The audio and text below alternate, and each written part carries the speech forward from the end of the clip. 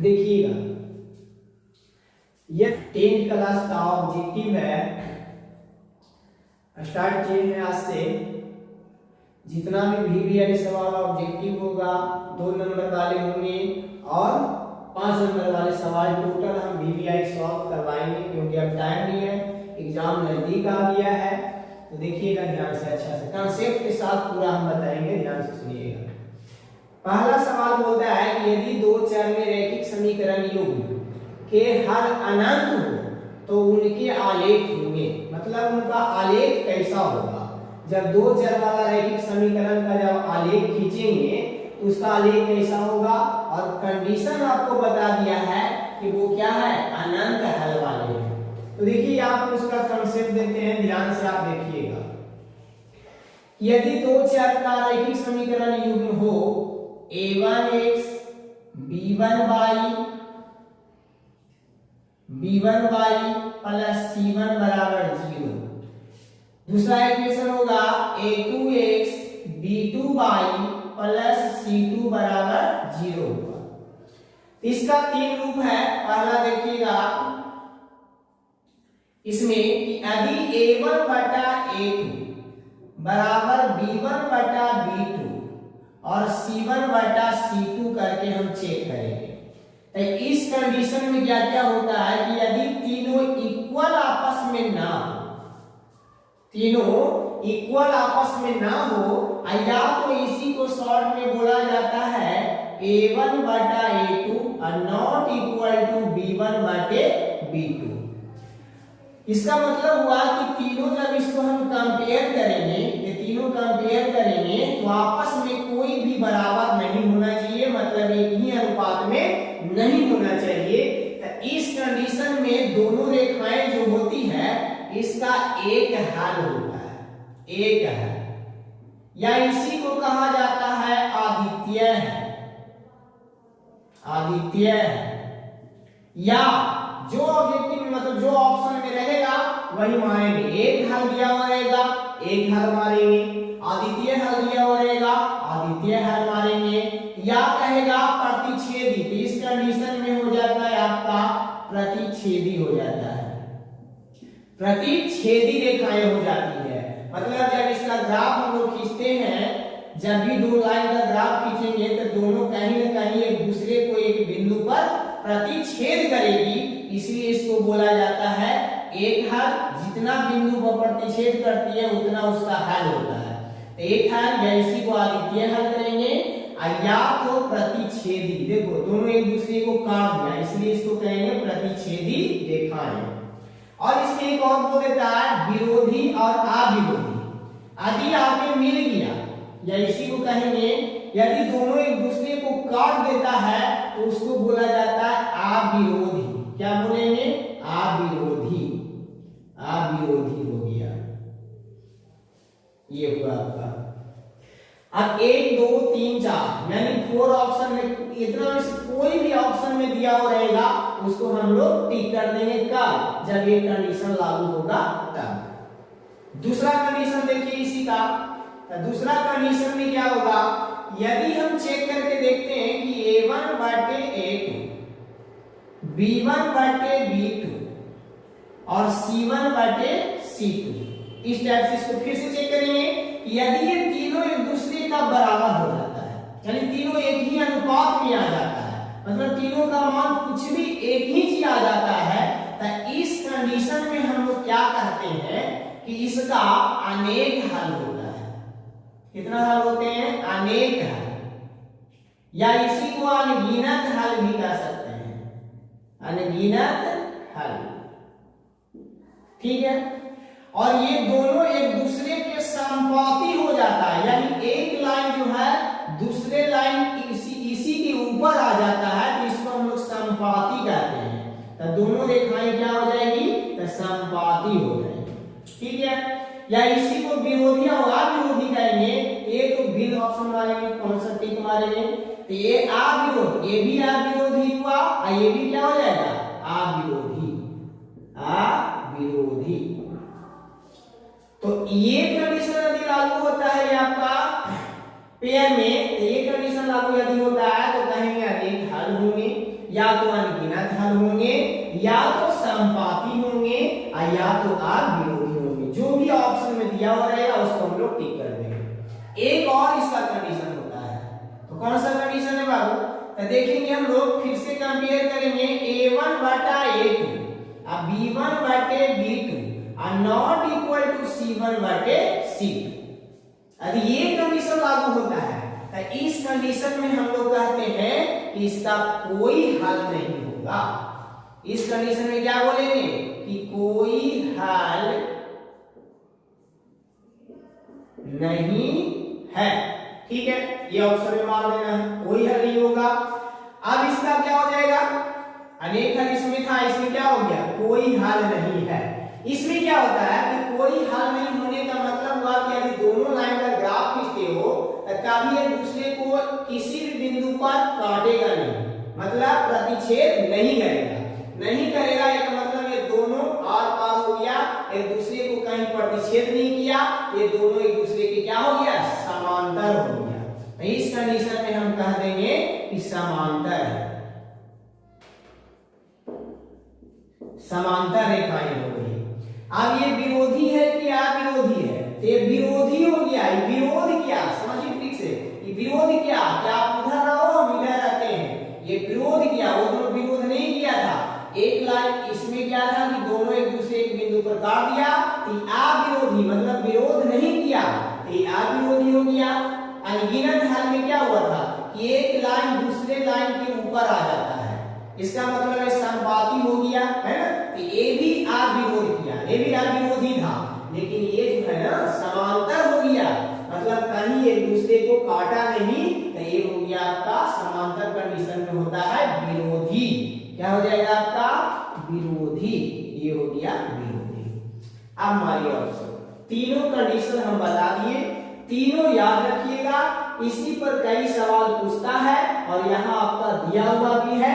क्या सवाल पूछा था? यदि दो चर में रैखिक समीकरण युग्म, युग्म मतलब क्या होता है? जोड़ा होता है, के हल अनंत हो तो निम्न में से क्या होगा? अनंत होने का मतलब हुआ कि तीनों आपस में क्या होगा बाबू? तब बराबर होगा। जैसे ही बराबर, अनंत यानी अनेक या अनगिनत सब एक ही चीज है, याद रखिएगा। तो जब तीनों बराबर होता है तो उस कंडीशन में क्या हो जाता है? रेखाएं समपाती हो जाती है। तो कौन सा ऑप्शन टिक मारेंगे? समपाती रेखाएं हो जाती है। अब देखिए इसी पर आपका सेम तीसरा देखिए, तो तीसरा भी बन जाएगा आपका। क्या सवाल बोला है कि युग्म समीकरण, यही है देखिए, ये दिया हुआ है आपका। और दूसरा इक्वेशन देखिए, हाँ ये पहला इक्वेशन, ये दूसरा इक्वेशन, देखिए दोनों सेम यही चीज है। तो क्या कंडीशन यहाँ पे बोला होगा? कौन सा कंडीशन है? अनंत हल होगा। जब अनंत हल होते हैं तो क्या लागू होता है? देखिए अनंत हल होने के लिए, अनंत मतलब अनेक ही होता है, अनगिनत ही होता है, इसका मतलब तीनों के तीनों क्या होंगे? बराबर।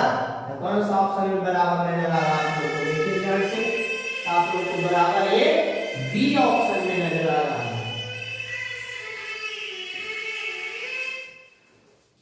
यानी कि अनंत हल मतलब तीनों कंडीशन क्या होना चाहिए? बराबर होना चाहिए। तो देखिए a1 बटे a2 बराबर b1 बटे b2 बराबर c1 बटे c2, यानी तीनों आपस में क्या होना चाहिए? बराबर।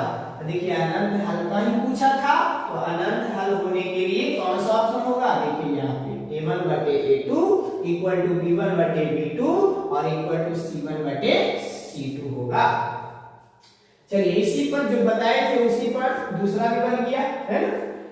अब देखिएगा पहला समाप्त हो गया, बन गया, आपका तीसरा बन गया। अब दूसरा से देखिए, इसमें अभी नहीं, ये तीनों आप लोग याद रखिएगा। इसी पे आपका कई सवाल पूछता है, इसको याद रखिएगा कि यदि तीनों बराबर नहीं आए तो एक हल होंगे, या अद्वितीय हल होंगे, या तो प्रतिच्छेदी होंगे, या तो अविरोधी होंगे। जैसा ऑप्शन रहेगा वैसा हमारे लिए। यदि तीनों इक्वल आ जाता है, तीनों इक्वल आ गया तो या तो अनेक हल बोलेंगे, या अनगिनत हल बोलेंगे, या तो अनंत हल बोलेंगे, या तो संपाती, या तो अविरोधी। जो ऑप्शन रहेगा वो हम टिक कर देंगे।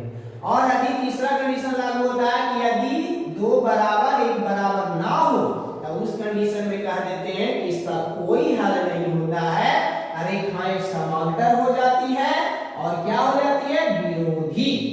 याद रखिएगा इसको मिटा। अब एक 2 नंबर देखिए, 2 नंबर में क्या दिया हुआ है 3x minus 2y equal to 12।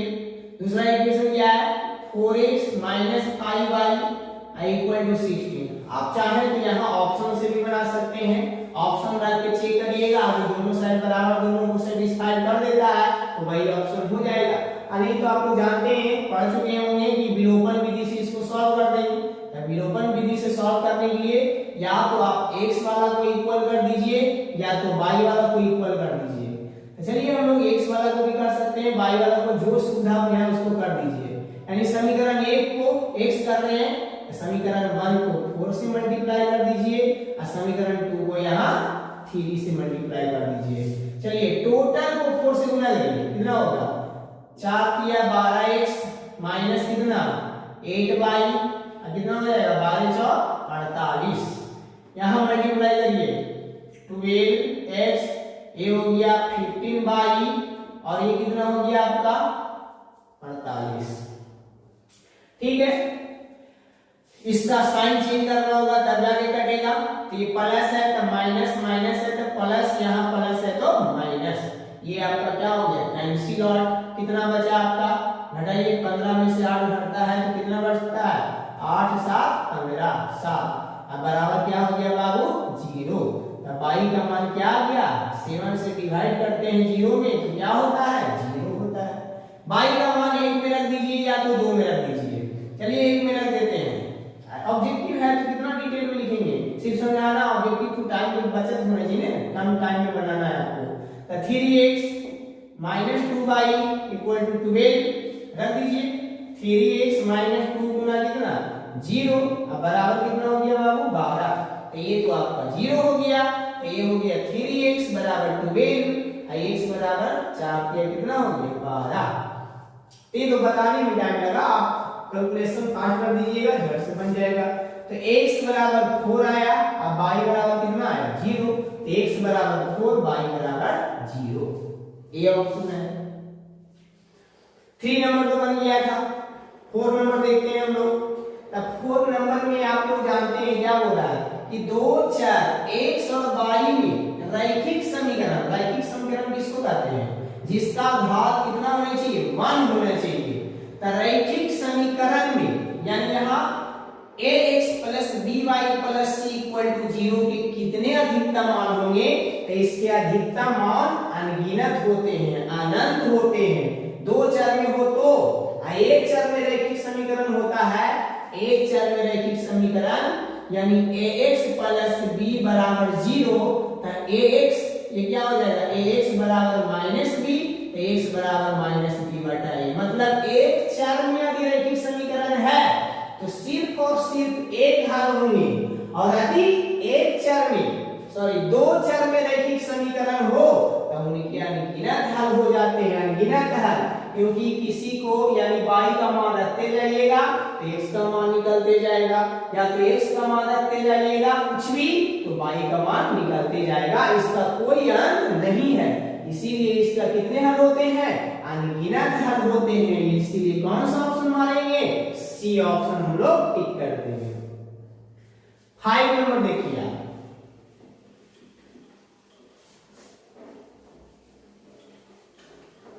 Five number में क्या देखिए आप tan थीटा बराबर दिया हुआ है √3 है। आप लोग तो पढ़ रहे होंगे, पूरा मतलब कंसेप्ट क्लियर होगा कि tan थीटा, tan कितना डिग्री का ये मान है बाबू, tan आपका ये 60 डिग्री का मान है। तो यहाँ tan से tan कैंसिल आउट हुआ तो थीटा बराबर कितना हो गया 60 डिग्री, या कंपेयर कर देंगे, काटेंगे नहीं, tan से tan गया यानी कंपेयर हुआ तो थीटा इधर क्या बचा 60। तो कौन सा ऑप्शन होगा जी, तो डी ऑप्शन हो जाएगा, हम लोग टिक कर देंगे। ठीक है, फिर आगे देखते हैं। cos 36 डिग्री का मान निकालना है। तो ये सिंपल है बिल्कुल, खाली याद रखिए कि यदि आपका ये जोड़ के दोनों 90 आ रहा है, तो याद रखिए जोड़ के दोनों यदि 90 आ रहा है यानी 90 डिग्री, तो देखिए मतलब 6 और 4 10 और 5 और 3 8 है 9, 90 डिग्री आ गया। और दोनों ठीक एक दूसरे का उल्टा है। पढ़े थे हम लोग कि यदि आ जाए साइन 90 डिग्री माइनस थीटा तो बराबर क्या हो जाता है cos थीटा। यदि आपका cos थीटा है, cos थीटा यानी cos 90 डिग्री माइनस थीटा बराबर क्या होता है sin थीटा। ठीक है, उसी प्रकार आपका होता है tan 90 degree minus theta equal to क्या होता है cot थीटा। इसी प्रकार यदि cot आ जाता है cot 90 minus theta equal to क्या हो जाएगा tan थीटा। एक और होता है sec 90 degree minus theta equal to cosec theta. cosec 90 degree minus theta बराबर होता है sec थीटा। देखिएगा ये दोनों ऐड करके यदि आपका आ रहा है 90 यानी 90 डिग्री, और दोनों एक दूसरे का ठीक अपोजिट हो, चाहे sin cos हो, tan cot हो, sec cosec हो, और यहाँ माइनस में नजर आए तो इसका मान डायरेक्ट क्या कर देंगे हम लोग जीरो मान देंगे। बन गया, सॉल्व हो गया। नेक्स्ट है आपका देखिए 7 नंबर। तो ट्रिक याद रखिएगा, जब ये जोड़ के 90 आ जाए माइनस में आ जाए इसका मान बस जीरो मान देना है। जहां भी ऑप्शन में जीरो दिखाई दे उसको टिक कर देना है आपको। अभी यहाँ पे किसका मान निकालना है? निकालना है आपको 3 cosec स्क्वायर a का मान। तो इसका मान निकालने के लिए हम लोग को चाहिए क्या a का वैल्यू चाहिए। तो a का मान जो आएगा आपका यहाँ से आएगा, कुछ हिंट दे दिया यहाँ पे, क्या बोला है बाबू a अपॉन 5 है और 12 डिग्री है। तो a बराबर क्या होगा क्रॉस मल्टीप्लिकेशन हो जाएगा तो कितना हो जाएगा 12 5 60 डिग्री।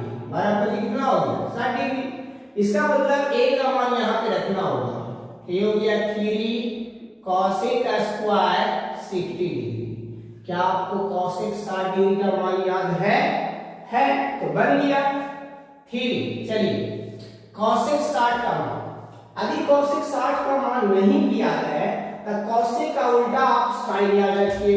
तो cosec का उल्टा sin, sin 60 का मान कितना होता है बताइए √3/2 होता है। तो इसका उल्टा कर दीजिए तो इसका मान हो जाएगा 2 बटे कितना √3। क्या दिया हुआ है आपका स्क्वायर, स्क्वायर कर देंगे। अब देखिए इसको सॉल्व करते हैं। ये हो गया 3, ये वर्ग करेंगे तब 4, ये रूट से वर्ग खत्म हो गया 3 से 3 कैंसिल आउट, कितना आंसर आया 4 आया। यानी कौन सा मान हो गया सी ऑप्शन। नेक्स्ट आइए, ये क्या है सिंपल है, अल्फा बराबर बीटा बराबर 30 डिग्री। इसका मतलब अल्फा का मान भी 30 है, बीटा का मान भी 30 ही है। तो मान किसका पूछा है cos अल्फा प्लस बीटा। अब जब ऑब्जेक्टिव बनाइएगा तो इतना लिखिएगा नहीं, हम समझाने के लिए सिर्फ यहाँ पे लिख रहे हैं। आप डायरेक्ट यहाँ अल्फा का मान बीटा का मान यहाँ रख देते, या तो माइंड में भी रख के दोनों को जोड़ करके उसका मान डायरेक्ट भी आंसर आप लिख सकते हैं। तो हमको भी यहाँ समझाना है इसलिए लिख रहे हैं।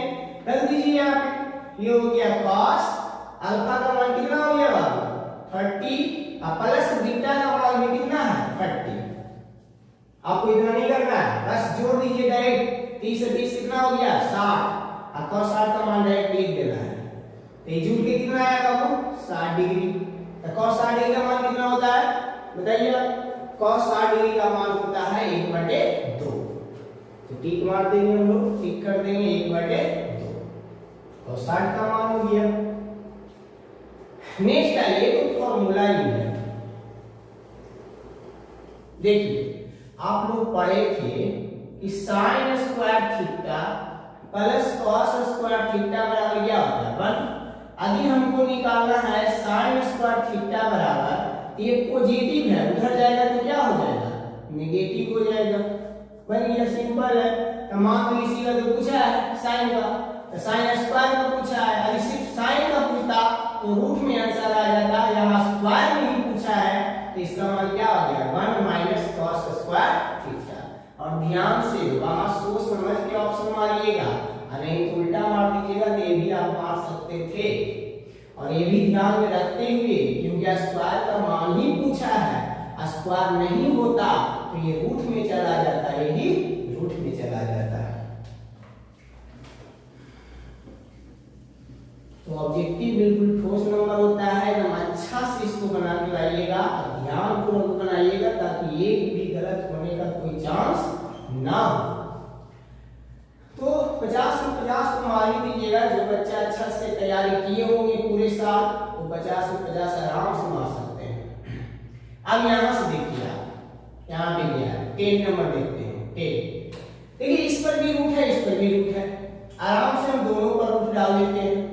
1 माइनस साइन ए बटे में 1 प्लस साइन ए, पूरे कंसेप्ट से हम बता रहे हैं, इसीलिए आप कंसेप्ट को फॉलो कीजिए। जब भी इस टाइप का सवाल हो, इसको परमीकरण आप कर दीजिए। परमीकरण करना आप लोग जानते होंगे कि जो साइन नीचे होता है उसका विपरीत साइन से परमीकरण किया जाता है। तो पॉजिटिव है, क्या होगा? नेगेटिव साइन ए, और वही जो ऊपर है वही नीचे लगता है, ये भी हो गया आपका साइन ए। अब ध्यान से आप देखिए, ये और ये ऊपर ऊपर भी गुणा होगा, ये और ये दोनों सेम चीज है, तो लिख सकते हैं 1 माइनस साइन ए का क्या लिख सकते हैं? Whole square. अब बाकी में देखिए यही चीज है, लेकिन एक प्लस में एक माइनस में, एक सूत्र पर सेट है। हम लोग पढ़े थे कि ए स्क्वायर माइनस बी स्क्वायर बराबर होता है ए प्लस बी इंटू ए माइनस बी होता है। यदि इस रूप में हो तो इस रूप में तोड़ सकते हैं, यदि इस रूप में हो तो इस रूप में तोड़ सकते हैं। ये जो दिया हुआ है वो कौन सा रूप है? ये रूप है। हमको इस रूप में तोड़ देंगे तो 1, यानी a की जगह 1 है और b की जगह कौन है? साइन है। तब 1 का स्क्वायर क्या होता है? 1 ही होता है। अब माइनस सूत्र में क्या है? माइनस b का स्क्वायर यानी साइन का स्क्वायर हो जाएगा, साइन स्क्वायर a। फिर आप आइए नेक्स्ट देखिए, इसको जैसे छोड़ दीजिए 1 माइनस साइन ए बटे में इतना बराबर हम लिख सकते हैं, स्क्वायर था लिख दीजिए। इतना बराबर हम लोग जानते हैं क्या होता है? 1 माइनस साइन स्क्वायर ए बराबर होता है कॉस स्क्वायर ए। अब इस रूट को हटाना है तो इसको हम लोग लिखेंगे 1 माइनस साइन ए बटे में कॉस ए, और दोनों पर स्क्वायर है तो एक ही बार स्क्वायर कर दिए। इससे क्या हुआ? ये आपका कैंसिल आउट हो गया, तो क्या बचा? 1 माइनस साइन ए बटे कॉस ए। ये दोनों को अलग अलग करेंगे तो 1 बटे कॉस ए होगा, 1 बटे कॉस ए, बीच में क्या है? माइनस, और फिर हो जाएगा साइन ए बटे क्या हो जाएगा? कॉस ए हो जाएगा। अब खुद बताइए, 1 बटे साइन ए, कॉस ए बराबर क्या होता है? सेक ए होता है, माइनस साइन ए बटे कॉस ए बराबर क्या होता है? tan ए। तो फॉर्मूला तो आपको तो याद रखना ही पड़ेगा। फॉर्मूला याद है तो एकदम इजी पूर्वक बनेगा और स्पीड में भी बना सकते हैं। कितना आ गया? सेक ए माइनस tan ए। कौन सा ऑप्शन होगा? B option. सॉल्व कर। फिर वही चीज है, देखिए यहाँ पे हम ट्रिक बताए थे कि यदि आपका जोड़ के दोनों 90 डिग्री आ रहा है तो उसका मान माइनस में है तो डायरेक्ट उसका मान क्या लिखेंगे? 0 कर देंगे। और यही चीज आपका डिवाइड में होता है, और जोड़ के आपका 90 आ गया दोनों, तो देखिए 59 और 31 को आप ऐड करिएगा तो कितना हो जाएगा? 90 हो जाएगा। और साइन का कॉस तो बताए थे, कॉस का साइन, साइन का कॉस, और tan का कॉट, कॉट का tan, सेक का कॉसेक और कॉसेक का सेक। यदि ऐसा हो माइनस में हो 0 और डिवाइड में हो तो 1, माइनस में हो तो 0 और डिवाइड में हो तो 1, याद रखिएगा। तो कौन सा ऑप्शन होगा बाबू? तो ए ऑप्शन होगा। कंप्लीट।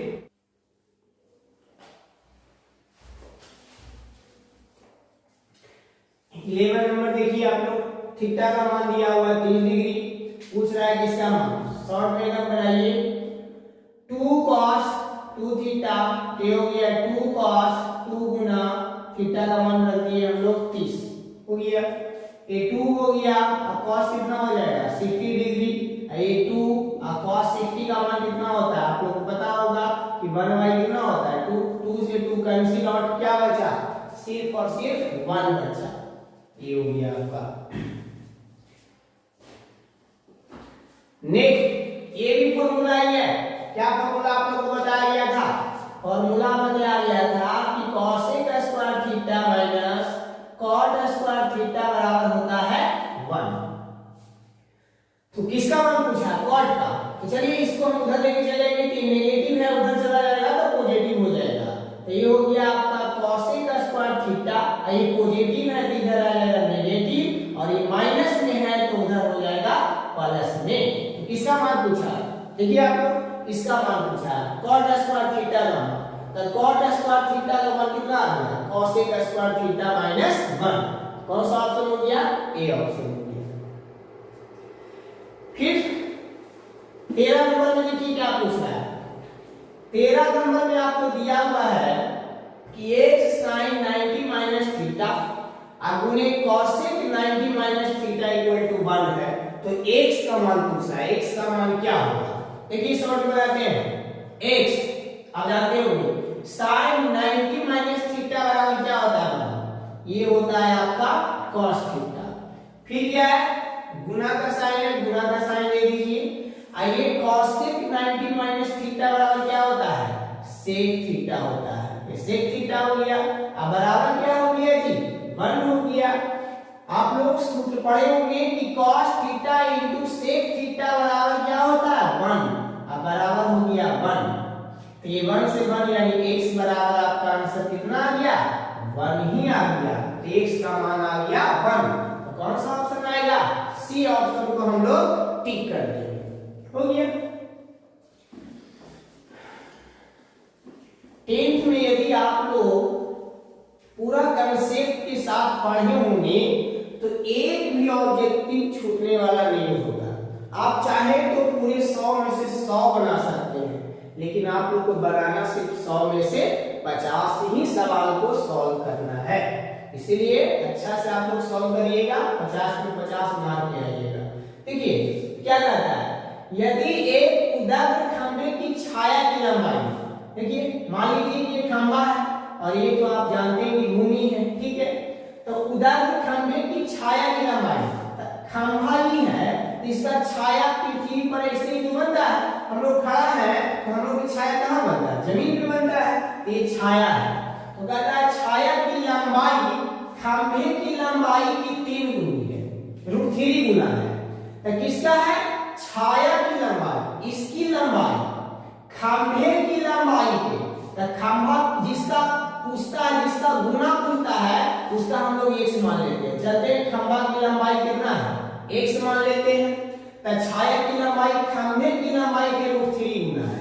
तो छाया यही तो है, तो ये हो गया आपका √3 गुना इसका इतना गुना, यानी 1√3x हो गया। तो कहता क्या है आपका कि सूर्य का उन्नयन कोण बताइए। तो ये सूर्य की रोशनी जा रही है, यहाँ पे एक कोण बन गया, मान लेते हैं कि थीटा है, बना लीजिए। क्या है? इस कोण का ये लंब है, सामने वाला लंब होता है, नीचे वाला आधार होता है, सबसे लंबी भुजा कर्ण होता है। तो देखिए ध्यान से, लंब दिया हुआ आधार दिया हुआ है, लंब आधार किसका होता है? tan का। तो tan थीटा बराबर लंब बटे आधार x बटे कितना हो गया? √3x है ना। x x कैंसिल आउट हो गया, कितना बच गया? tan थीटा बराबर हो गया आपका 1/√3। अब आप जानते ही हैं कि √3 यानी कितना डिग्री का? tan कितना डिग्री का मान है? tan जो है आपका 30 डिग्री का मान है, 1/√3 यानी थीटा का मान हो गया 30 डिग्री। कौन सा ऑप्शन होगा? बी, यानी सूर्य का उन्नयन कोण हो गया 30 डिग्री। ये तो फॉर्मूला ही है। यदि प्रायिकता में हम लोग पढ़े हैं कि यदि किसी घटना का घटित होने का आदि ई मानते हैं और घटित ना होने को ई डैश मानते हैं, तो दोनों का योग क्या होता है? पता होगा ना कि प्रोबेबिलिटी ऑफ ई प्लस में प्रोबेबिलिटी ऑफ ई डैश, ठीक है। तो क्या हो जाता है? इसका मान 1 हो जाता है। इसका मान क्या होता है? 1 होता है। चाहे ई में हो या प्रोबेबिलिटी ऑफ ए डैश ऐसे भी लिख सकते हैं, बराबर 1 ही होता है। दोनों का योग हमेशा क्या आता है? 1 होता है। ये 1 हो गया। और पता है कि यदि किसी घटना के निश्चित रूप से घटने की प्रायिकता पूछ दे तो 1, ठीक है, किसी घटना की निश्चित रूप से घटने की प्रायिकता क्या होता है, 1 होता है। अब देखिए 16 नंबर में क्या पूछा है, किसी घटना ई के घटित होने की प्रायिकता प्रोबेबिलिटी ऑफ ई है, तो निम्नलिखित में कौन सत्य है, कौन जो है इसको सेटिस्फाई करता है। तो याद रखिएगा प्रायिकता का मान 0 से कभी छोटा नहीं होता और 1 से कभी बड़ा नहीं होता। यानी किसी भी घटना की प्रोबेबिलिटी है जो कभी 0 से छोटा नहीं होगा और 1 से कभी बड़ा नहीं होगा। मतलब हमेशा ही 0 से बड़ा होगा या 0 के बराबर, 0 भी होता है असंभव घटना की प्रायिकता 0, असंभव घटना की प्रायिकता 1। तो देखिएगा कि 0 से कभी छोटा नहीं और 1 से कभी बड़ा नहीं। इसका मतलब किसी भी घटना की प्रायिकता या तो 0 होगी, तो 0 हो गया मतलब बराबर का चिन्ह, या 0 से बड़ा, तो ये हो गया आपका ये चिन्ह पड़ गया। इसको पढ़ते हैं 0 लेस देन या इक्वल टू प्रोबेबिलिटी ऑफ ई। अब 1 से कभी बड़ा नहीं होगा, 1 से हमेशा छोटा होगा या तो 1 होगा। ये कंडीशन लागू होता है इसके लिए, इसको एकदम याद रखिएगा। एकदम सिंपल है, कुछ नहीं है, या तो 0 या तो 1, किसका, किसी भी घटना की प्रायिकता या तो 0 होगा या तो 1 होगा, लेकिन या तो 0 से बड़ा होगा और लेकिन 1 से छोटा होगा। यही ये कंडीशन है। कौन सा कंडीशन फॉलो करना है, तो देखिए इसमें कौन सा ऑप्शन होगा बाबू, ध्यान से मारिएगा, या माइनस कर दिया है, ये तो होगा नहीं, ये होगा नहीं, ये होगा नहीं, कौन सा ऑप्शन हो गया आपका, डी ऑप्शन। तो आप लोग देखते हैं इसको बनाने में मेहनत लगता है, आप लोग थोड़ा सा सब्सक्राइब कर दीजिए, लाइक कर दीजिए, और यदि कहीं पे कोई दिक्कत है, किसी सवाल को समझने में कोई प्रॉब्लम होती है या कुछ पूछना होता है तो कमेंट करिए। अब ना वो जितने की प्रायिकता 0.4 है तो उसे हारने की प्रायिकता क्या होगी। तो आप लोग को अभी बताए थे कि probability of E plus probability of E यहाँ पर ये दे सकते हैं, या तो इसी को आप ऐसे भी लिख सकते हैं, बराबर क्या हो गया 1। यानी ये किसी घटना घटित होने की प्रायिकता है, ये घटित ना होने की प्रायिकता है, और दोनों का योग जो होता है वो हमेशा 1 के बराबर होता है।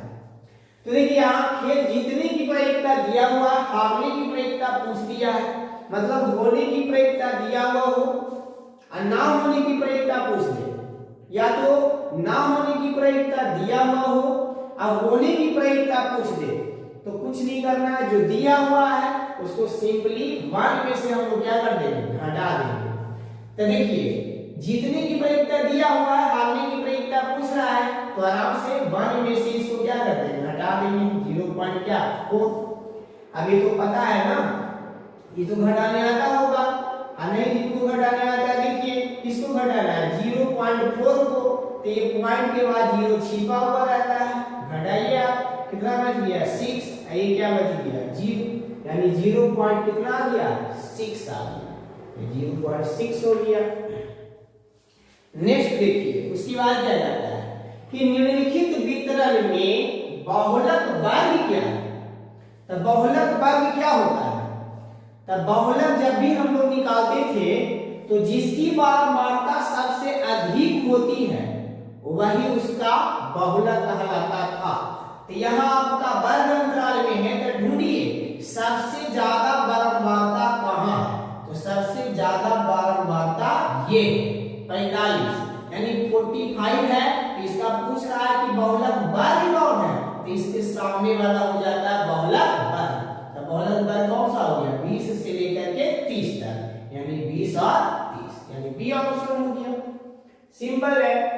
ये पूछ रहा है कि यदि किसी द्विघात समीकरण में p of x equal to 6x square minus 7x minus 3 है के शून्यक अल्फा एंड बीटा हो, तो अल्फा प्लस बीटा क्या होता है, तो आप लोग तो पढ़े हैं क्या होता है बताइए आप, यदि x square plus bx plus c equal to 0 ये द्विघात समीकरण का मानक रूप है, तो इसमें यदि पूछ दे कि अल्फा प्लस बीटा तो माइनस बी बटा ये होता है, अल्फा इंटू बीटा c बटा a होता है। ये फॉर्मूला है।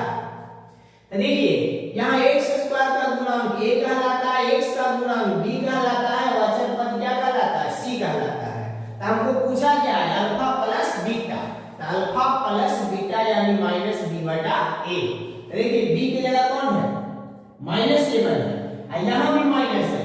तो माइनस माइनस क्या हो गया बाबू, तो +7 हो गया। अब बटा में a, तो a कौन होता है, x स्क्वायर का गुणांक। x स्क्वायर का गुणांक कौन है, 6 है। तो y में कौन सा आ गया, 6 यानी 7/6 आ गया। तो कौन सा ऑप्शन ध्यान से मानेगा, एक पॉजिटिव भी एक नेगेटिव भी है। तो सूत्र में यहाँ माइनस था, वहां जो सवाल दिया हुआ था b का मान भी माइनस में था, तो माइनस माइनस प्लस हो गया, इसलिए कौन सा ऑप्शन हो गया, 7/6 हो गया। नेक्स्ट है किसी द्विघात बहुपद के शून्यक दिया हुआ है। शून्यक मतलब कभी कभी सवाल में शून्यांकों का योग, शून्यांकों का गुणनफल दिया हुआ रहेगा, तो वो हो जाएगा योग मतलब ये दिया हुआ रहेगा और गुणनफल मतलब ये दिया हुआ रहेगा। लेकिन यहाँ बोला क्या, शून्यक सिर्फ दिया हुआ है। शून्यक मतलब क्या हुआ कि एक अल्फा का मान दिया हुआ है कितना, -3a और बीटा का मान दिया हुआ है आपका 11। तो कहा है कि बहुपद क्या होगा, बहुपद का सूत्र आप लोग पढ़े होंगे, क्या होता है बाबू, x square minus alpha plus beta into x plus alpha into beta. रख दीजिए x स्क्वायर माइनस, यहाँ रख दीजिए, आप या डायरेक्ट भी कर सकते हैं। तो -3 प्लस 11x प्लस -3 गुने 11। तो ये हो गया x स्क्वायर, घंटी कितना प्लस माइनस घंटा पता है आपको। तो 11 में से 3 गया 8, तो ये हो गया -8x प्लस माइनस गुना होगा तो -11 दिया कितना हो गया 33। तो x स्क्वायर -8x -33 ऑप्शन कौन सा होगा, x square -8x -33 D option tick कीजिए। अब देखिए इसमें क्या है, त्रिघाती बहुपद दिया हुआ है। तो त्रिघाती बहुपद का मानक रूप क्या होता है, पता होगा कि ax³ plus bx square plus cx plus d बराबर 0। तो इसमें होता है फॉर्मूला कि alpha plus beta plus gamma बराबर होता -b/a। ठीक है। दूसरा होता है अल्फा इंटू बीटा और beta into gamma plus gamma into alpha, सूत्र होता है c/a। इसका तीसरा कंडीशन होता है आपका alpha into beta into gamma, तो इसका सूत्र हो जाता है -b/a। तो क्या पूछा है, देखिए आप कि यदि अल्फा बीटा गामा त्रिघात बहुपद कितना का के शून्यक हो तो अल्फा बीटा गामा यानी alpha into beta into gamma का मान क्या होगा। तो कौन है इसमें बताइए आप, थर्ड नंबर है यानी इसका आंसर कौन सा होगा, -d/a। -d/a कौन सा है, सी ऑप्शन है। सब्सक्राइब तो एक बार कर दीजिए। x + 2 3x और 4x + 1 समांतर श्रेणी में दिया हुआ है। तो समांतर श्रेणी में जब दिया हुआ होता है तो हम लोग जानते हैं उसका जो सार अंतर होता है यानी a2 - a1 a3 - a2 ये सब एक दूसरे के बराबर होता है। जितना भी सार अंतर आप लोग निकालते थे वो सब क्या होता है, आपस में बराबर। तो तीन वो यहाँ पे पद है x + 2 3x और 4x + 1 है। ऐसे समांतर श्रेणी में दे दिया है कि इसका कहता है x का मान निकालना, तो एकदम सिंपल है। इसी को सूत्र को लागू कर दीजिए, यानी इसको a1 मानेंगे, a2 मानेंगे, a3 मानेंगे। तो क्या सूत्र है, a2 - a1 यानी 3x - a1 कितना है आपका, देखिए x + 2 है, x + 2 है बराबर, फिर a3 में से a2 हटा देंगे, बराबर का चिन्ह पड़ गया a3 कितना है 4x + 1 माइनस a2 कितना है बाबू, तो a2 आपका देखिएगा तो 3x है, तो यहाँ सिंपल सिंगल है ना, तो यहाँ 3x कर दीजिए। अब सॉल्व कर लीजिए, 3x माइनस क्या होगा, प्लस माइनस क्या होगा माइनस, अब बराबर हो गया 3x, 4x में से 3x घट गया तो कितना बचा x प्लस 1, ये घट के कितना बचेगा 2x माइनस 2 अब बराबर x प्लस 1। आप इसको इधर लेके आइएगा तो 2x में से 1x घटेगा तो कितना बचेगा x, ये जाके इधर माइनस है उधर जाके प्लस हो जाएगा तो 2 आएगा कितना हो गया 3 हो गया, तो x बराबर कितना है 3 है, तो 3 को हम लोग टिक कर देंगे।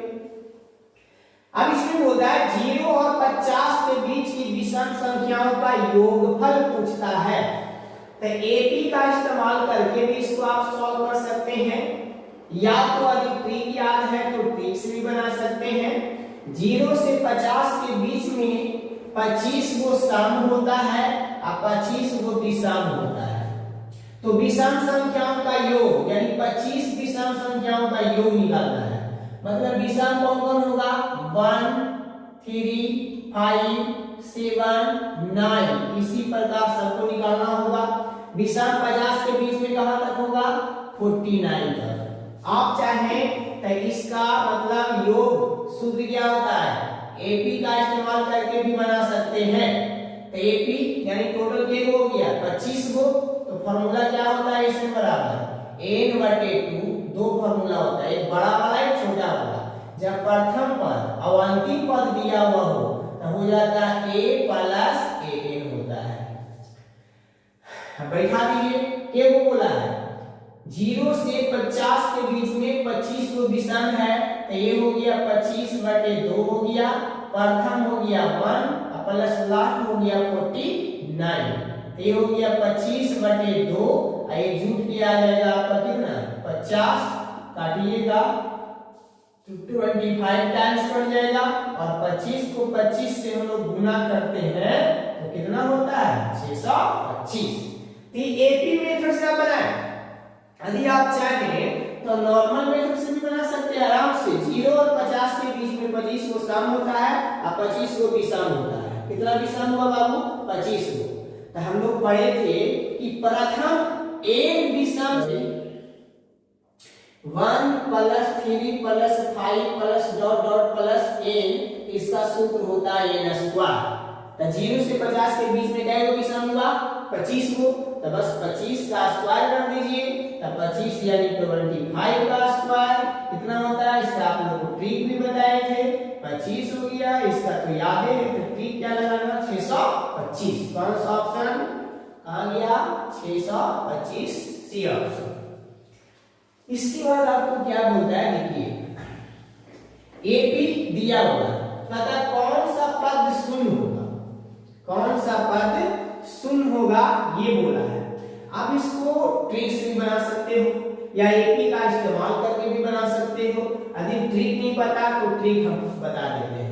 n बराबर लास्ट टर्म और माइनस फर्स्ट टर्म बटे डी प्लस 1, ये फॉर्मूला है, पता है ये ट्रिक है।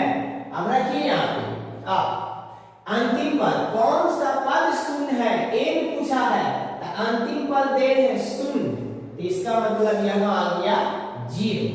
अब माइनस a1 क्या है आपका 21 है, यहाँ पे रख देंगे हम लोग 21 बटे में d, d किस निकलता है a2 में से a1 घटता है, तो 18 में से 21 घटाइएगा तो कितना बचेगा -3 प्लस 1, तो कितना आ गया माइनस से माइनस कैंसिल आउट, 21 प्लस 1 यानी 7 1 कितना हो गया, यानी 8वां पद क्या होगा शून्य होगा। इस एपी का 8वां पद क्या होगा शून्य होगा। तो ये ट्रिक है बाबू, इसको याद रखिएगा, कंपटीशन में ही सब इस्तेमाल होता है। तो इसको से आप टर्म निकालना हो, नंबर ऑफ टर्म, तो आराम से इस ट्रिक से आप निकाल सकते हैं। नेक्स्ट देखिए 25 नंबर में क्या कहता है, यदि किसी एपी का सामान्य पद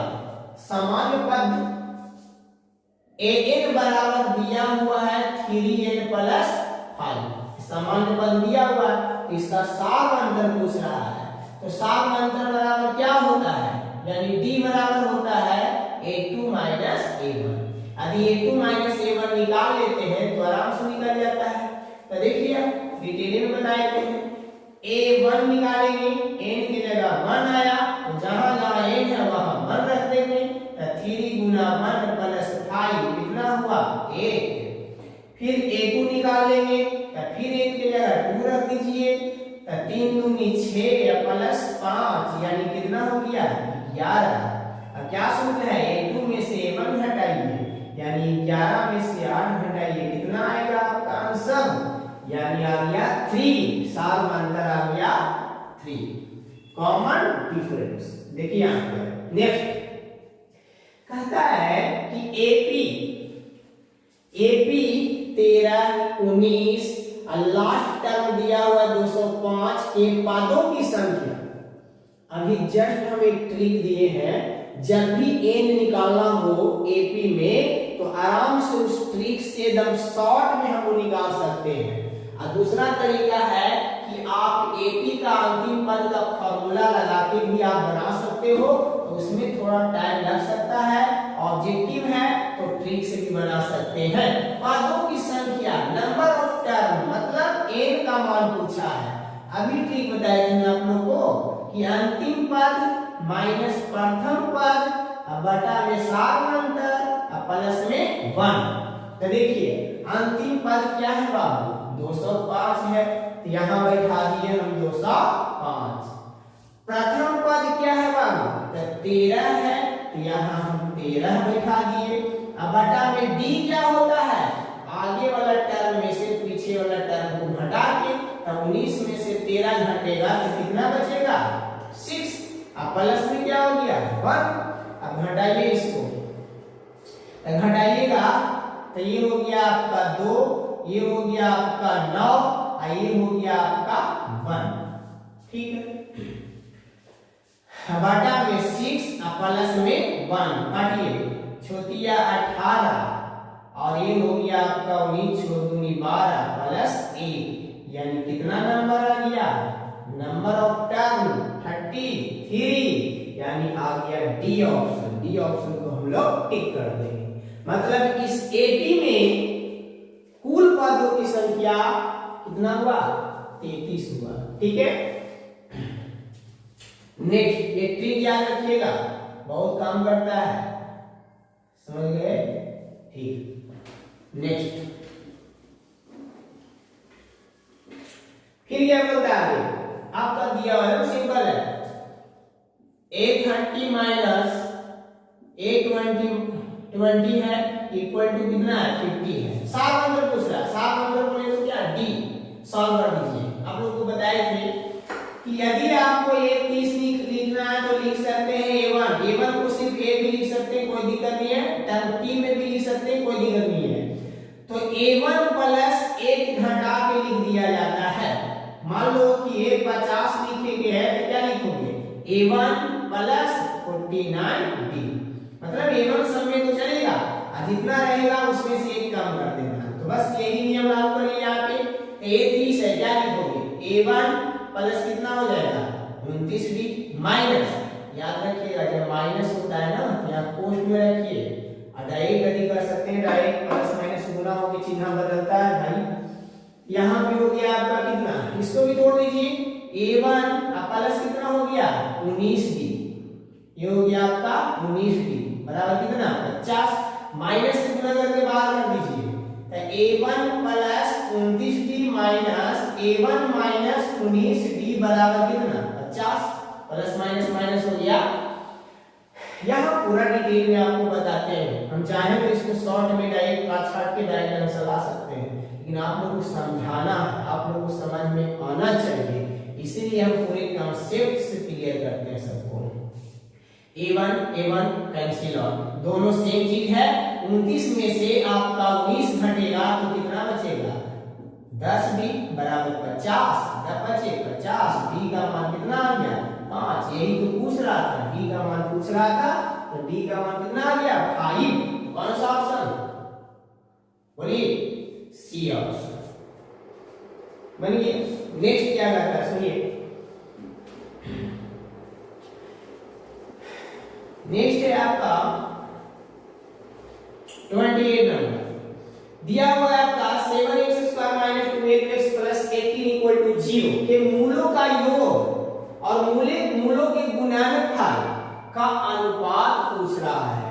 तो मूलों का योग मतलब अल्फा प्लस बीटा, अनुपात मतलब बटा होता है, और मूलों का गुणनफल मतलब अल्फा इंटू बीटा। सूत्र लगा दीजिए, अलग अलग निकालने की कोई आवश्यकता नहीं है। Alpha plus beta minus B बटा A, alpha into beta C बटा ए से क्या हुआ कैंसिल आउट, क्या बचा माइनस बी बटा सी। अब हम अल्फा प्लस बीटा निकालते, अल्फा इंटू बीटा निकालते, फिर दोनों का अनुपात निकालते, तो टाइम क्यों बर्बादी करना है, शॉर्ट में बनाइए ना। दोनों का फॉर्मूला लगा दिए, ए से कैंसिल आउट हो गया, लास्ट में कैंसिल आउट होता है, डायरेक्ट यहां कर दिए। तो माइनस बी, दोनों माइनस बी का ये है, यानी b का मान माइनस 12 है, माइनस माइनस प्लस यानी कितना हो गया 12, और c का मान होता है अचर पद यानी हो गया 18। कट जाएगा 6 से, 6 दूनी 12 अच्छा दिया 18, 2/3। इसका मतलब अनुपात दिया हुआ है, तो 2 अनुपात कितना हो गया 3, तो 2 अनुपात 3 कहाँ है बाबू, तो ये डी ऑप्शन में है। यदि द्विघात समीकरण ax square plus bx plus c बराबर 0 के मूल बराबर हो, यहाँ कंडीशन बोल चुका है कि मूल बराबर है, तो आप लोग जानते होंगे कि यदि द्विघात समीकरण का मानक हो ax square plus bx plus c बराबर 0 हो, इसमें एक फॉर्मूला होता है विवेचन, या इसी को विविक्तकर भी बोलता है, अर्थात d बराबर सूत्र होता है b स्क्वायर माइनस 4ac होता है। तो यदि ये निकालने के बाद यदि पहला कंडीशन याद रखिएगा, यदि पहला कंडीशन लागू होता है, यदि d का मान 0 से बड़ा आ जाए, तो पता है क्या होता है, मूल वास्तविक एवं असमान होता है, मूल वास्तविक एवं असमान। सेकेंड पोजीशन, सेकेंड क्या होता है, यदि d का मान 0 के बराबर आ जाता है, तब मूल क्या हो जाता है, मूल वास्तविक एवं समान हो जाता है, ठीक है। और तीसरा कंडीशन होता है कि यदि d का मान 0 से छोटा आ जाए, यानी नेगेटिव में आ जाए, तो जो भी मान नेगेटिव में आता है वो 0 से क्या है, छोटा है। तो यदि d का मान 0 से छोटा आ जाता है, तो इस कंडीशन में कोई हल नहीं होता है ना, कोई हल नहीं। इसका d ग्रेटर देन 0 मूल वास्तविक एवं असमान, d इक्वल टू 0 मूल वास्तविक एवं समान, और d लेस देन 0 कोई हल नहीं, यानी कोई मूल इसका नहीं होता है। वही सवाल पूछा है 19 नंबर में, लिखिए ax square plus bx plus c बराबर 0 के मूल बराबर है, समान मतलब बराबर ही होता है, तो बराबर है तो c का मान पूछ रहा है। तो सुनिए, इसका मतलब बराबर कर दिया, मूल बराबर है मतलब d का मान बोल दिया 0, तो d का सूत्र क्या होता है बाबू, b स्क्वायर माइनस 4ac, इसका मान रख देंगे हम लोग 0 क्योंकि मूल बराबर बोला था। b के जगह पर तो आपका b ही है, ये b हो गया b स्क्वायर, अब 4ac सब वही है, द्विघात समीकरण का मानक रूप ही है, तब 4ac हो गया। हमको चाहिए किसका मान, c का, इसको इधर लेके चलाइए, नेगेटिव है तो इधर पॉजिटिव हो जाएगा, बराबर b स्क्वायर। हमको मान किसका चाहिए, c का, तो c बराबर जिसका चाहिए उसको छोड़ दीजिए, ये हो गया आपका b स्क्वायर, और ये आपका 4a कहाँ है, इनटू में है, तो कहाँ चल जाएगा आपका डिवाइड में, तो c बराबर हो गया b स्क्वायर बटे 4a। कहाँ ऑप्शन है बाबू, तो ये है आपका डी ऑप्शन, b स्क्वायर बटे 4a। नेक्स्ट, उसके बाद देखिए द्विघात समीकरण 4x square plus 4x plus 1 equal to 0 के मूलों की प्रकृति पूछा है। ये पता है तीनों प्रकृति ही है, समझे, यदि डी का मान 0 से बड़ा आता है तो इसकी प्रकृति मूल वास्तविक एवं असमान होंगे। यदि डी का मान 0 आता है तो इसका प्रकृति मूल वास्तविक एवं समान यानी बराबर, और यदि डी का मान 0 से छोटा आता है तो इसका कोई मूल्य नहीं होता है। तो चलिए प्रकृति बताने के लिए हमको डी का मान निकालना पड़ेगा, तो डी का मान फिर से निकालते हैं। तो डी का यही फॉर्मूला होता है, तो बी स्क्वायर यानी बी का मान चाहिए, तो बी के पोजीशन पर कौन है 4 है, यानी 4 का स्क्वायर हो जाएगा। आप डायरेक्ट 16 कर सकते थे। अब फिर 4 गुना ए के पोजीशन पर कौन है आप देखिए 4 है, 80 के पोजीशन पर कौन है 1 है, तो 4 गुना कितना हो गया 1, ये 4 चौके 16, ये 4 चौके 16 बराबर कितना आएगा 0। तो 0 जब आ जाता है देखिए, यानी डी का मान किसके बराबर हो गया 0 के बराबर, मूल वास्तविक एवं समान या तो मूल वास्तविक एवं बराबर। तो कौन ऑप्शन होगा आप देख लीजिए, वास्तविक और समान, ए ऑप्शन होगा। इसको याद रखिएगा।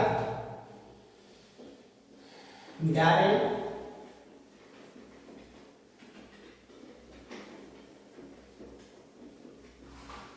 अब देखिए नेक्स्ट कहता है एबीसी एक त्रिभुज है।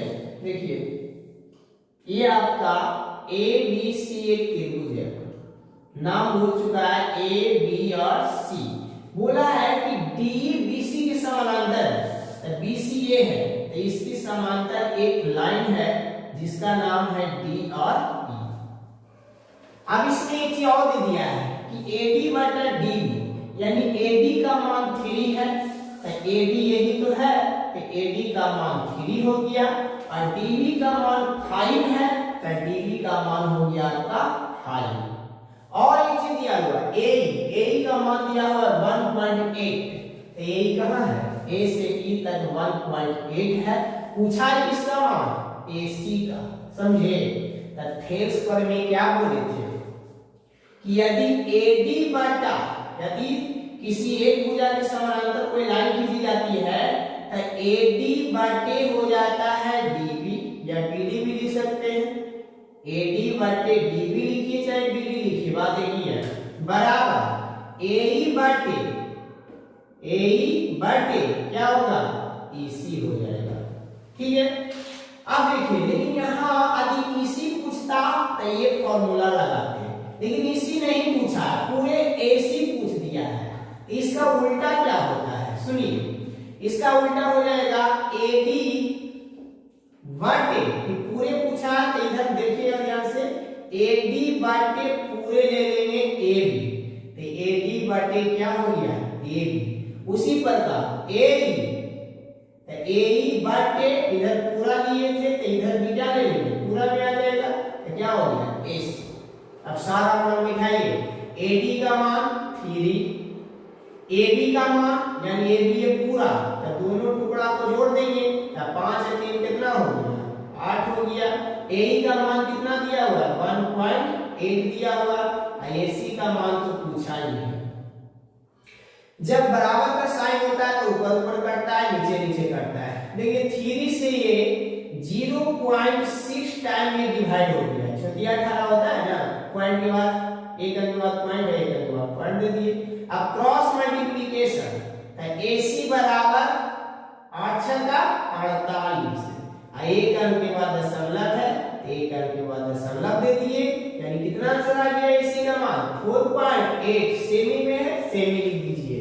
तो कहां ऑप्शन है देखिए, ऑप्शन नंबर सी।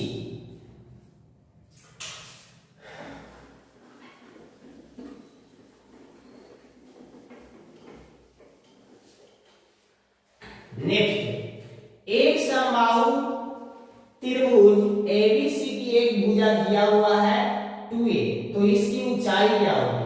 तो समबाहु त्रिभुज की ऊंचाई पता है ना आपको, समबाहु त्रिभुज की ऊंचाई, समबाहु त्रिभुज की ऊंचाई का सूत्र क्या होता है √3/2 गुना भुजा। रख दीजिए भुजा, यानी इसको हिंदी में आप लिख सकते हैं, या भुजा को ए से ही रिप्रेजेंट किया जाता है, लिख देते हैं भुजा। तो ये हो गया आपका √3/2। अब भुजा दिया हुआ है, भुजा कितना है, भुजा आपका दिया हुआ है 2a। यहाँ पे हम रख देंगे 2 और a, 2 से 2 कैंसिल और कितना आंसर आ गया √3a। ढूंढिए ऑप्शन, तो कौन सा ऑप्शन होगा, बी ऑप्शन होगा, √3a हुआ। उसके बाद 32 नंबर देखिए, कहता है कि केंद्र O वाले वृत्त में, देखिए वृत्त बनाते हैं, ये आपका एक वृत्त है जिसका केंद्र क्या है बाबू, O है। वृत्त में AB और AC दो स्पर्श रेखाएं हैं। तो आप लोग जानते हैं कि किसी त्रिभुज के किसी बाहरम बिंदु से दो स्पर्श रेखाएं खींची जाती है और दोनों स्पर्श रेखाओं की लंबाई आपस में बराबर होती है। ये दोनों रेखा का नाम क्या है, AB और AC। दोनों में A आ रहा है, मतलब बाहरम बिंदु जो होगा वो A होगा। तो यहां से खींचा गया है A और ये हो गया, दो हो गया, कौन कौन, AB और AC। मतलब यहाँ एगो B दे दीजिए और यहाँ एगो C दे दीजिए। उसके बाद ही जानते हैं कि केंद्र से परिधि तक त्रिज्या, केंद्र से परिधि तक त्रिज्या, यह स्पर्श रेखा जब ये आता है तो ये 90 डिग्री बनता है।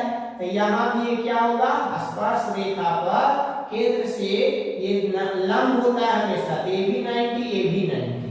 अब क्या बोला है, BOC दिया हुआ, BOC, BOC मतलब ये वाला कोण दिया हुआ कितना, 120 डिग्री। पूछा कौन सा कोण है, BAO। BAO मतलब यहाँ हाफ करना है, हाफ। तो आप सोचिए कि BAC पूछता, ये चतुर्भुज बन रहा है, तो चतुर्भुज के चारों कोणों का योग होता है 360 डिग्री। और ये पूछता तो हम लोग ये तीनों जोड़ के 360 में से घटा देते तो जो आंसर आता है इसका मान होता। लेकिन ये नहीं पूछा है, बोल दिया BAO। BAO मतलब यहाँ से एक लाइन खींचना पड़ेगा, लाइन। ये लाइन जैसे खींच दिए तो ये दोनों कोण आधा आधा भाग में बट गया, तो आधा भाग में बट गया मतलब ये पूरा 120 था, तो ये 60 और ये 60 में बट गया। तब ये पूछा है, ठीक है। तो ये वाला कोण हम लोग आराम से निकाल सकते हैं। अब यहाँ से त्रिभुज बन गया, तो ये त्रिभुज बन गया, तो त्रिभुज के तीनों कोणों का योग कितना होता है, 180। पूछा क्या है, BAO। तो BAO आप जब बनाइएगा तो इतना लिखिएगा नहीं, डायरेक्ट 180 में दोनों जोड़ के घटा दीजिएगा। तो हम लोग लिखेंगे 180 माइनस, दोनों जोड़ लीजिए, कितना हुआ 90 और 60, तो 9 और 15 150 डिग्री। तो घट के कितना बच गया, 30 डिग्री। तो कौन सा ऑप्शन होगा, C ऑप्शन होगा, बन गया। नेक्स्ट क्या है 33 नंबर में, तो 33 नंबर जो कहता है आपको कि वर्ग अंतराल दिया हुआ है और वर्ग चिन्ह पूछ रहा है।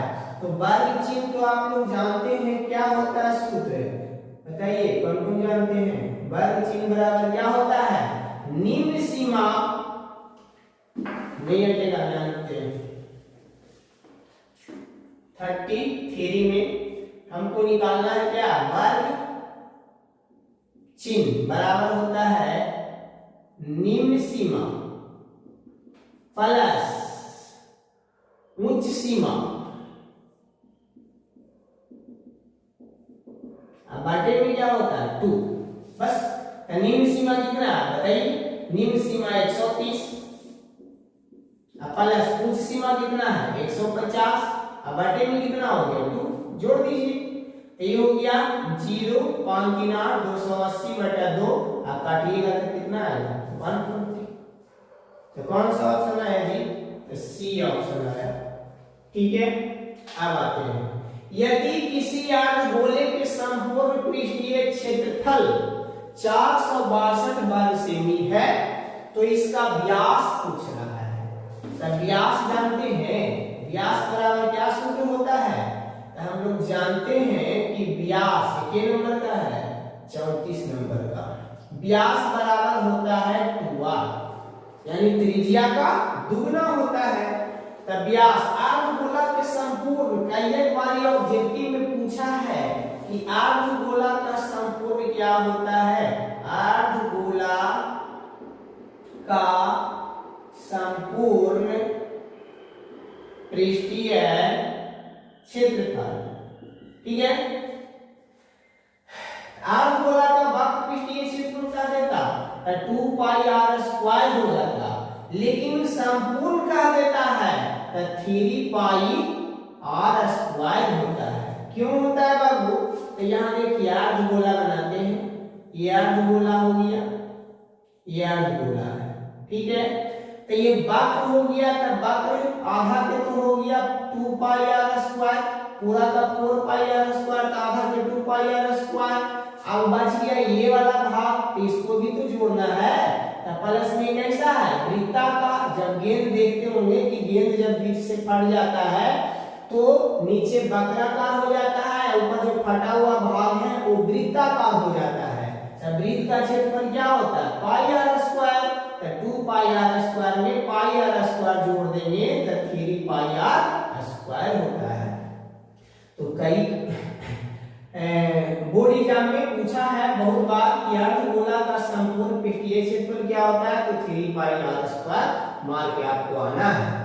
यहाँ दिया हुआ है कि संपूर्ण पृष्ठीय क्षेत्रफल दे रहे 462, फिर हो गया 3 पाई का मान 22/7। अब पूछा गया है व्यास, तो व्यास क्या होता है 2r, तो जब तक r नहीं निकलेगा 2r नहीं निकलेगा, तो ये क्या हो गया r स्क्वायर, ठीक है।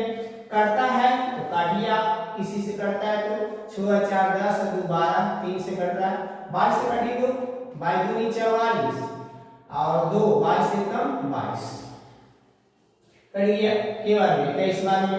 ये 3 से कट रहा है 7 तिया 21, तो ये हो गया r स्क्वायर बराबर 7 गुना 7। तो ससते कितना हो जाएगा, ये भाग में था ना इसलिए इधर आएगा तो गुना में, तो ससते 49। तो ये 7 का वर्ग है तो इधर वर्गमूल में, तो 49 का वर्गमूल कितना होता है 7 होता है। हमको पूछा क्या है व्यास, तो व्यास को क्या चीज से रिप्रेजेंट करते हैं, d से।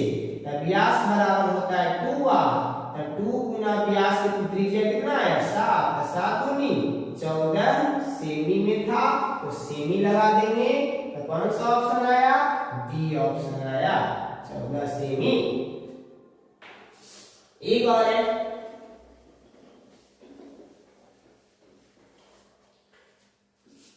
35 नंबर में, देखिए क्या है कि यदि किसी घन का आयतन 125 घन सेमी है, घन का किनारा एवं विकर्ण का अनुपात पूछ रहा है, ठीक है। तो पहले इसका आप किनारा निकाल लेते हैं। तो घन का आयतन दे है, तब भुजा क्या होता है, आप लोग पढ़े ना कि भुजा होता है कि आयतन का हम लोग घनमूल निकाल देते हैं, फॉर्मूला है। तो ये हो गया घनमूल, तो कितना दे है, देखिए ना आयतन कितना दिया हुआ है जी 125 है, तो 125 का घनमूल कितना होता है 5। घनमूल मतलब 3 हो के जो लगाना है, तो ये 5 गुना 5 गुना 5 यानी 5 आया है। 10 क्लास का स्टूडेंट है, इतना डिटेल में तो बता रहे हैं, आप लोग को समझना चाहिए। देखिए आप तो 5 आया, भुजा कितना आ गया 5 आ गया, तो कहता है घन का किनारा, किनारा बोले तो भुजा ही, ठीक है, भुजा को ही किनारा बोला जाता है। तो किनारा का अनुपात विकर्ण से, तो लिखेंगे किनारा बटे विकर्ण, अनुपात मतलब बटा ही लगा देना। तो किनारा क्या होता है a, और विकर्ण क्या होता है पता है, घन का विकर्ण क्या होता है √3 होता है। ये आपका कट गया तो कितना बच गया बताइए, ये हो गया 1 अनुपात कितना √3 हो गया। अब यहाँ पे रख देते आप 5 रख देते 5 रख देते, तो 5 से 5 क्या हो जाता कट जाता, तो 1 अनुपात कितना आया √3 आया। कौन सा ऑप्शन मारेंगे, ए ऑप्शन मारेंगे। तो ये हो गया आपका 35 सवाल बनाए हैं। क्या करें भाई बोर्ड है ना, तो इसमें पहले लिखना पड़ता है, लिखते हैं उसके बाद एक एक करके बताते हैं, तो टाइम तो लगेगा। अब पूरे डिटेल में बताते हैं टू जेड, तो वीडियो तो थोड़ा लंबा होगा, पढ़िए आप लोग ध्यान से। यह सीरीज चला रहे हैं, पूरे सीरीज चलेगा 2025 के लिए। ऑब्जेक्टिव प्लस में 2-2 नंबर का और 5-5 नंबर का है, यानी 2 मार्क्स और 5 मार्क्स और 1 मार्क, है ना। सभी को हम यहाँ पे बताएंगे, आप लोग पूरे सीरीज को देखिएगा। आज हम 35 को ऑब्जेक्टिव बताए हैं, इसके बाद कल सब्जेक्टिव भी बताएंगे। इसी प्रकार सीरीज लेके चलेंगे पूरे एग्जाम के पहले 2 दिन पहले तक। आप लोग अच्छा से एक बार देखिएगा सभी वीडियो को, इसको अच्छा से एक बार रिवीजन करिएगा। ये तो माइंड में बैठाने की आवश्यकता है, और सब्जेक्टिव जो बताएंगे उसको ध्यान से आप लोग पढ़िएगा, समझिएगा और उसको रिवीजन करिएगा, ठीक है। अच्छा मार्क्स चाहिए तो एक बार जरूर देखिए। थोड़ा इतना मेहनत करते हैं तो लाइक और सब्सक्राइब कर दीजिए।